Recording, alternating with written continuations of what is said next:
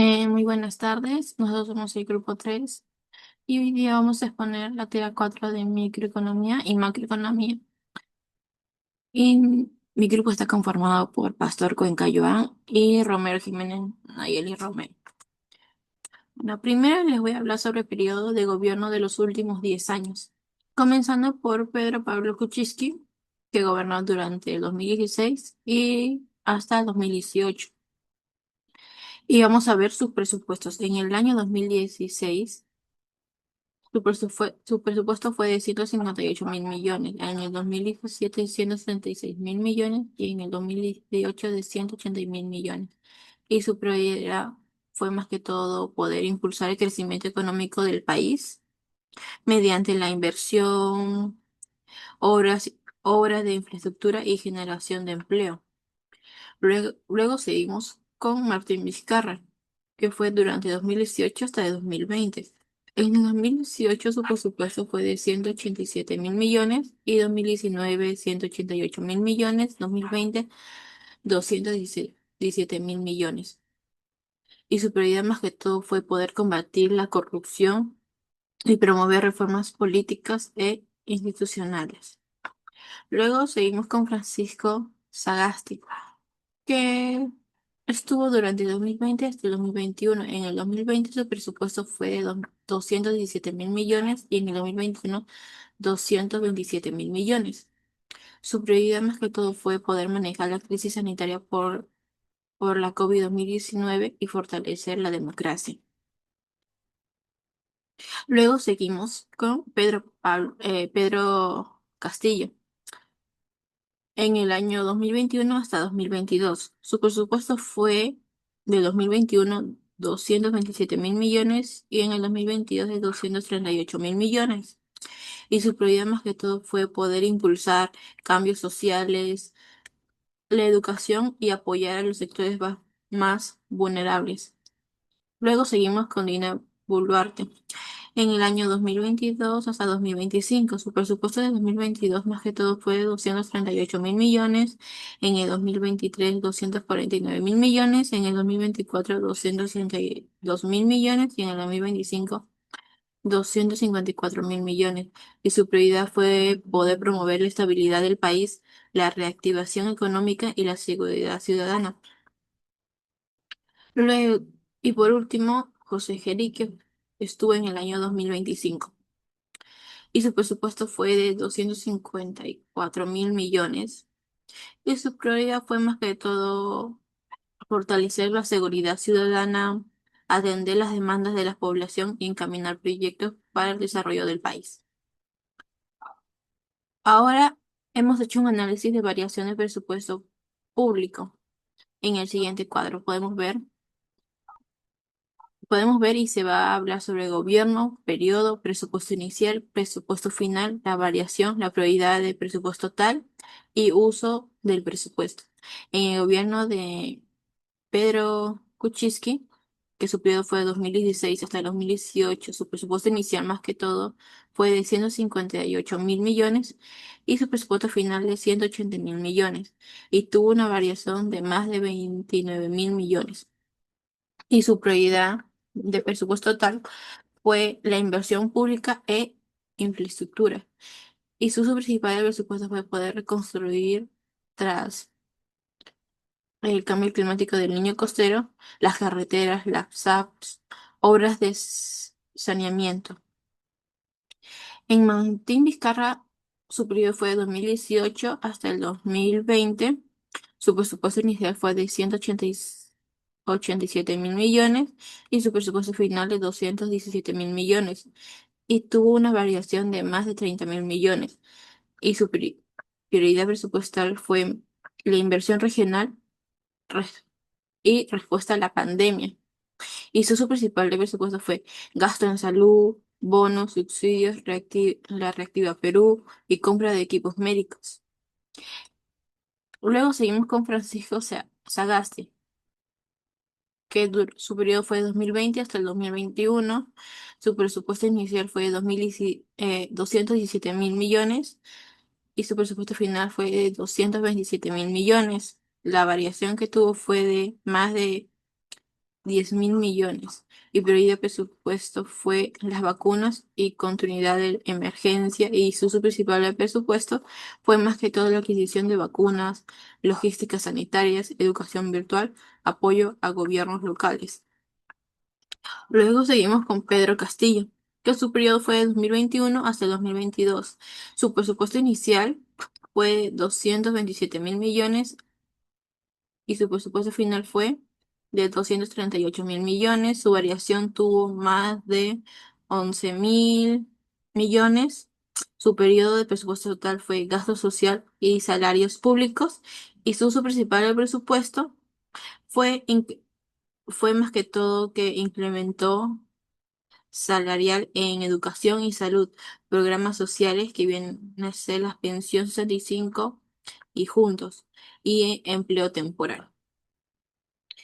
En el gobierno de Dina Boluarte, que su periodo fue de 2020 hasta 2025, su presupuesto inicial fue de 238.000 millones y su presupuesto final de 262.000 millones. Y su variación fue de más de 24.000 millones.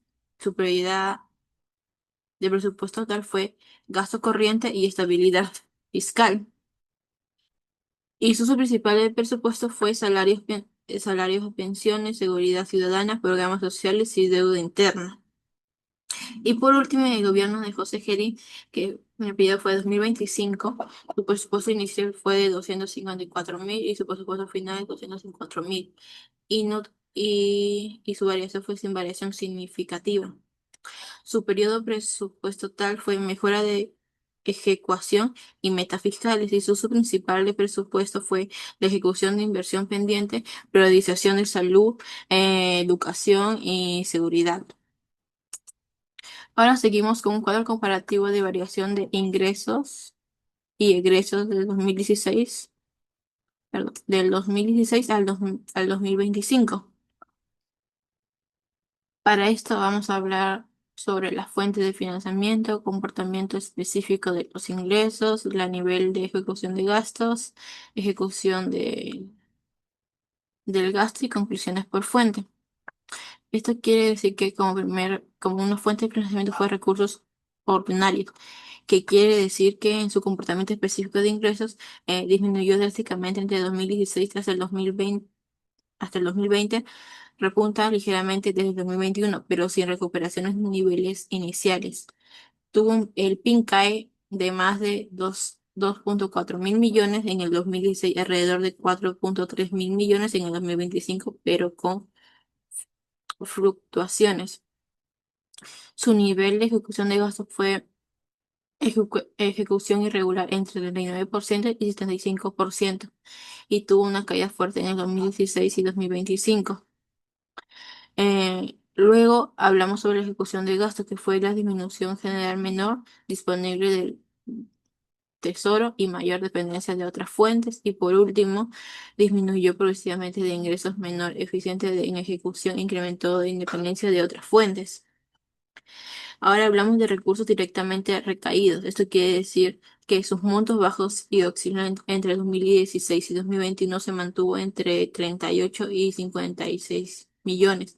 Desde 2022 desaparecen completamente. Luego se sabe que la ejecución entre 2034, 34% y 82% sin patrón estable. Tuvo una caída total de 47.5 millones en 2016 a igual al 2025, pérdida de capacidad de generar ingresos propios. Y su fuente fue inestable y decreciente. La institución pierde capacidad de generar ingresos propios. Luego están los recursos por operaciones oficiales de crédito. Eso quiere decir que tuvo un crecimiento sostenido. Los montos suben de 14 a 16 mil millones entre 2016 y 2017 a más de 25 mil millones en 2020 a 2025 y se consolidan como principal fuente desde 2020.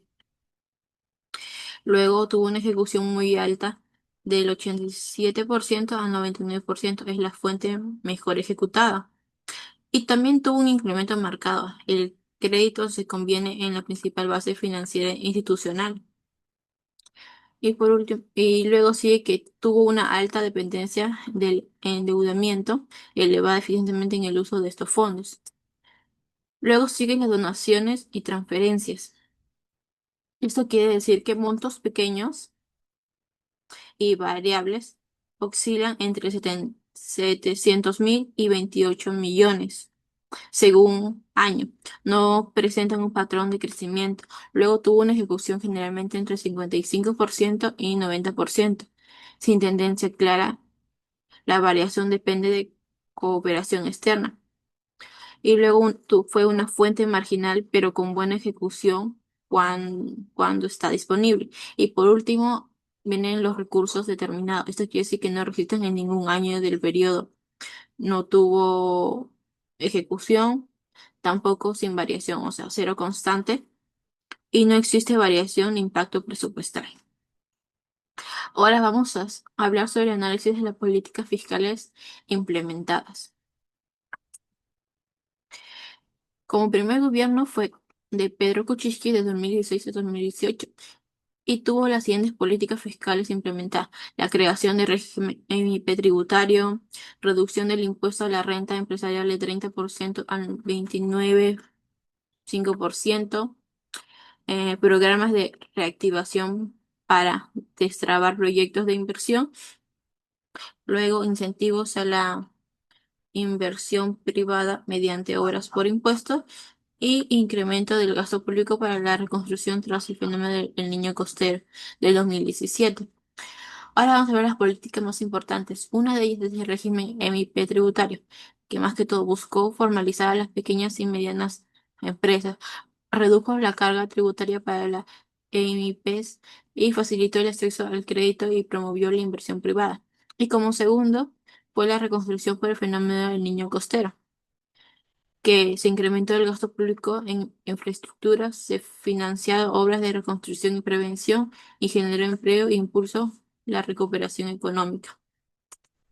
Luego sigue Martín Vizcarra, que su gobierno fue de 2018 a 2020 y sus políticas fiscales implementadas fueron las siguientes: programa Reactiva Perú, fondos de apoyo empresarial para las MIPs, bonos económicos para familias, incremento de gastos de salud durante la pandemia y medidas tributarias para poder aliviar la carga de las empresas. Y sus políticas más importantes fue como número uno, la Reactiva Perú, que otorgó créditos garantizados por el Estado, evitó el cierre de miles de empresas y protegió el empleo durante la pandemia.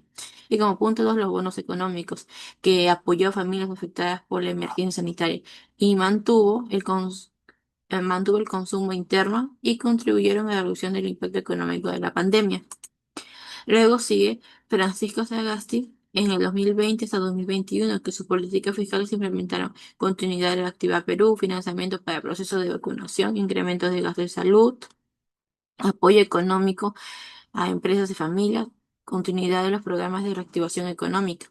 Y sus políticas más importantes fueron: uno, financiamiento de la vacunación, que permitió la compra y distribución de vacunas, favoreció la reapertura de las actividades económicas, redujo el impacto sanitario de la pandemia. Y como punto dos, la continuidad de Reactiva Perú, que mantuvo liquidez para las empresas, evitó despidos masivos, facilitó la recuperación económica. Ahora hablamos de Pedro Castillo, que 2021 y 2022 fue su periodo de gobierno y sus políticas fiscales se implementaron: bono Yanapay, compra estatales, fertilización por la crisis agrícola, propuestas de reforma tributaria para minería y grandes empresas, mayor presupuesto para gobiernos regionales, programas de inversión rural, incremento de gastos en subsidios energéticos. Y sus políticas más importantes fueron como uno, el bono Yanapay, que brindó apoyo económico a hogares vulnerables, impulsó el consumo de bienes básicos y ayudó a sostener la economía tras la pandemia. Y como punto número dos, reforma tributaria para minería. Buscó aumentar la recaudación del Estado, generó incertidumbre entre inversionistas y algunos proyectos mineros fueron postergados. Y como último fue el gobierno de Dina Boluarte de 2022 hasta el 2025, que sus políticas fiscales implementadas fueron programas Compunche Perú, incremento de la inversión pública regional, flexibilización temporal de la regla fiscal, emisión de bonos soberanos, programa FAI Algo y FAI Tesco, incentivos fiscales para sectores afectados por la protesta, subsidios a combustibles y mayor presupuesto para enfrentar el fenómeno del niño, ¿no? Y sus políticas más importantes fueron, uno, Compunche Perú, que reactivó la economía de las regiones afectadas, impulsó proyectos de infraestructura, generó empleo y dinamizó el comercio regional. Y como punto número dos, fue la flexibilización de la regla fiscal que permitió aumentar temporalmente el gasto público, evitó recortes en programas sociales y financió la recuperación económica mediante deuda pública. Bueno, ahora le doy a pasa a mi compañero Pastor.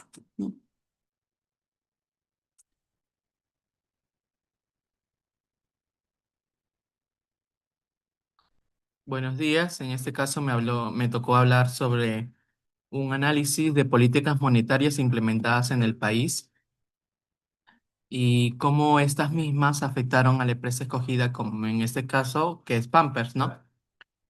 Por ejemplo, tenemos el primer gobierno de Pedro Pablo Kuczynski, del 2016 al 2018. Durante el gobierno de Pedro Pablo Kuczynski, la economía peruana necesitaba impulsar el crecimiento.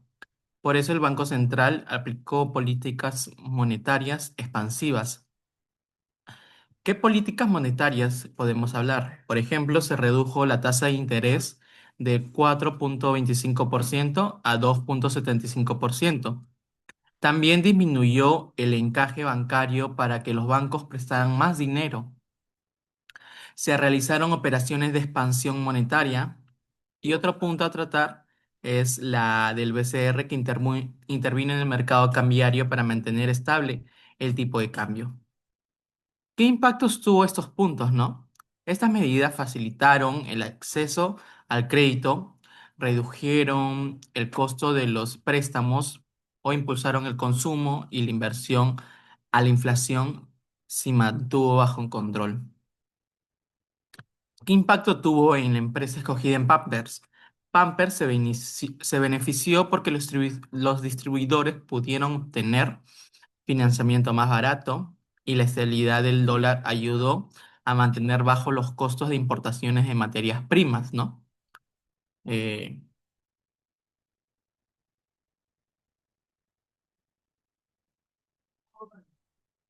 por ejemplo, también tenemos el gobierno de Martín Vizcarra del 2018 al 2020. Durante este periodo ocurrió la pandemia de la COVID-19, por lo que el Banco Central tuvo que apoyar la economía.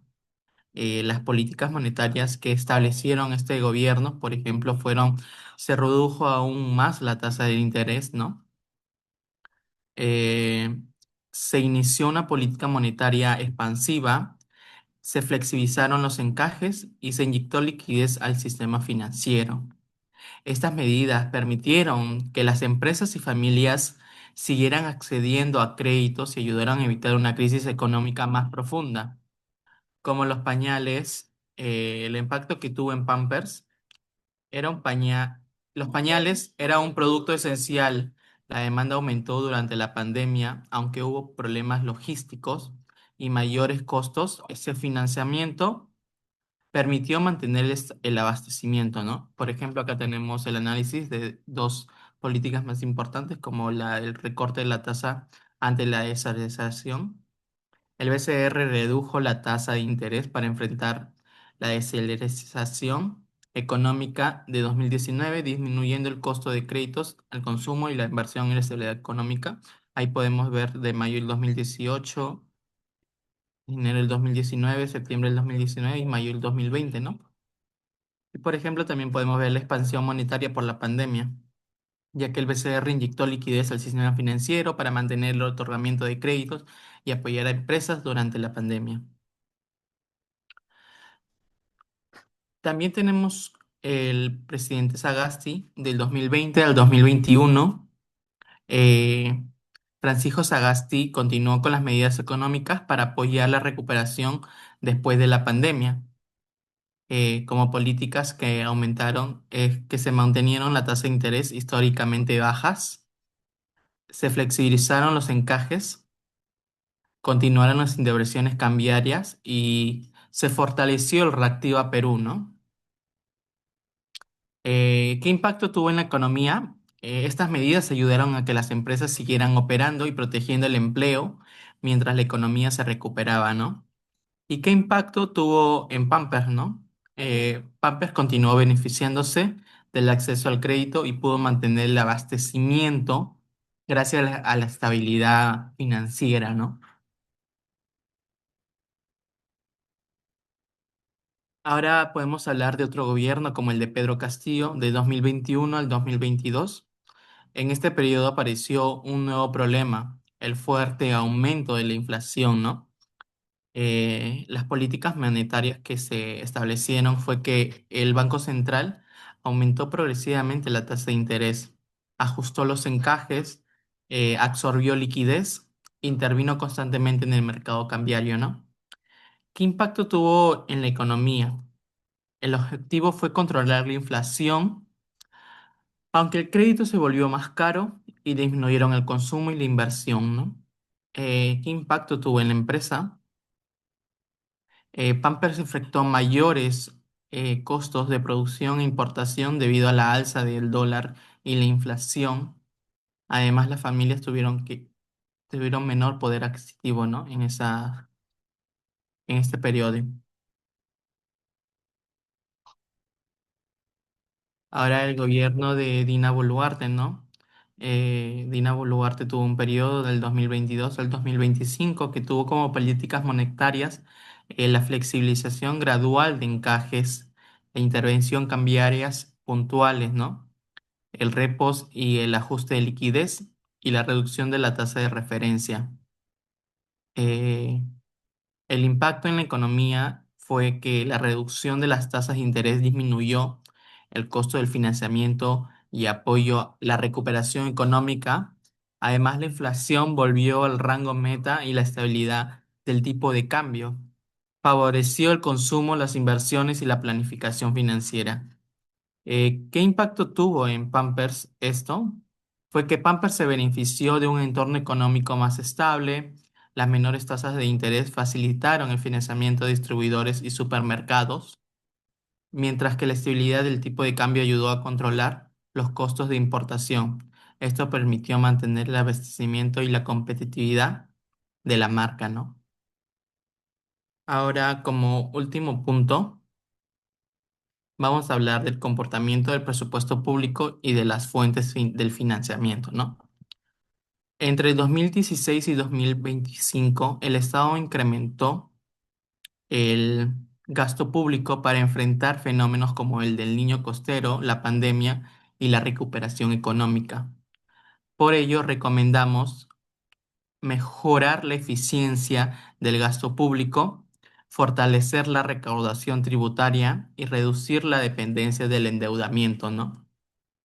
En las políticas fiscales y monetarias implementadas en el periodo del 2016 al 2025, tenemos como conclusión que las políticas económicas cambiaron según la situación del país. En épocas de crisis fueron expansivas para apoyar la economía y cuando aumentó la inflación se volvieron restrictivas, ¿no?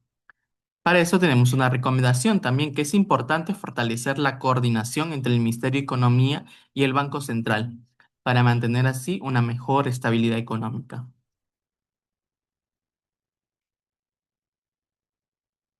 ¿Qué impactó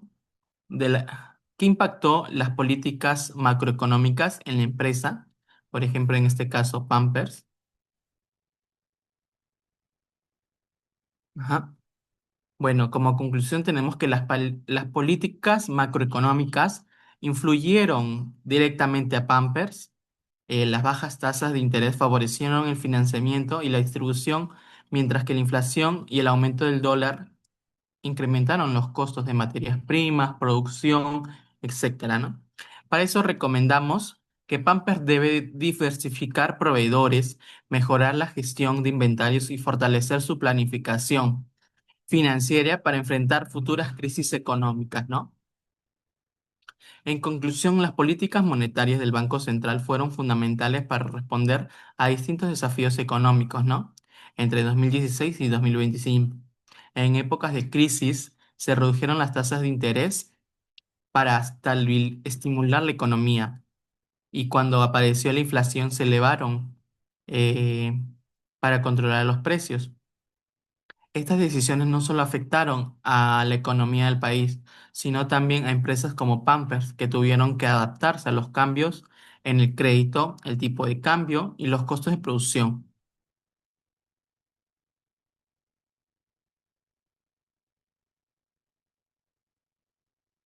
Muchas gracias.